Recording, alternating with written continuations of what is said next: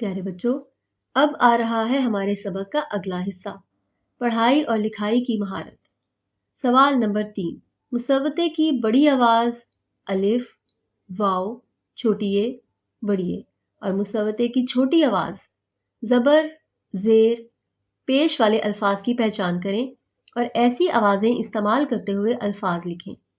پیارے بچوں، ہم بڑے مصوتوں والے الفاظ اور چھوٹے مصوتوں والے الفاظ کی پہچان آسانی سے کر سکتے ہیں اور ایسے نئے الفاظ بھی بنا سکتے ہیں۔ آپ اسکرین پر یہ الفاظ ملاحظہ کر سکتے ہیں۔ سوال نمبر 4، دیے گئے مشکل الفاظ کے معنی سمجھیں اور انہیں جملوں میں استعمال کر کے اپنی کاپی میں لکھیں۔ بھیڑ، مشکل، چیخ، چوٹ، احتیاط۔ پیارے بچوں، یہ الفاظ انتہائی عام فہم ہیں۔ یہ الفاظ آسانی سے آپ کی سمجھ میں آ جائیں گے۔ ان کے جملے بھی آسانی سے بنا سکتے ہیں، جیسے بھیڑ، بازار میں بہت بھیڑ تھی۔ بچوں، باقی جملے آپ نے خود بنانے ہیں۔ آئیے اب نئی سرگرمی کریں۔ سوال نمبر 5، سادہ اور مرکب جملوں پر مشتمل دی گئی عبارت پڑھیں اور اس کا مفہوم اپنے الفاظ میں بتائیں۔ ہمارے علاقوں میں کبھی زلزلہ بھی آ سکتا ہے۔ جب زلزلہ آئے تو کوشش کرنی چاہیے کہ کمرے سے نکل کر کھلی جگہ آ جائیں۔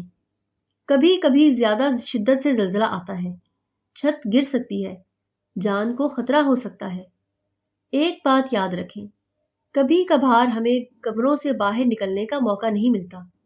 ایسی صورت میں کھڑکیوں سے دور رہیں، کیونکہ زلزلے کی شدت سے کھڑکیوں کے شیشے ٹوٹ کر زخمی کر سکتے ہیں۔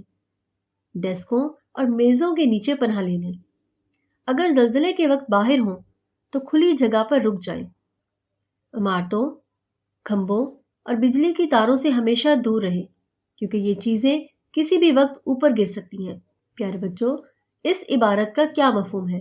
اپنے الفاظ میں بتائیں۔ اپنے چچا جان کے نام خط لکھیے جس میں ان کی طرف سے بھیجے گئے تحفے کا شکریہ ادا کیجیے۔ پیارے بچوں، خط لکھنے کا طریقہ اور اس سے متعلق سرگرمیاں ہم پہلے ہی کر چکے ہیں۔ مجھے یقین ہے کہ آپ چچا جان کے نام یہ خط لکھ لیں گے۔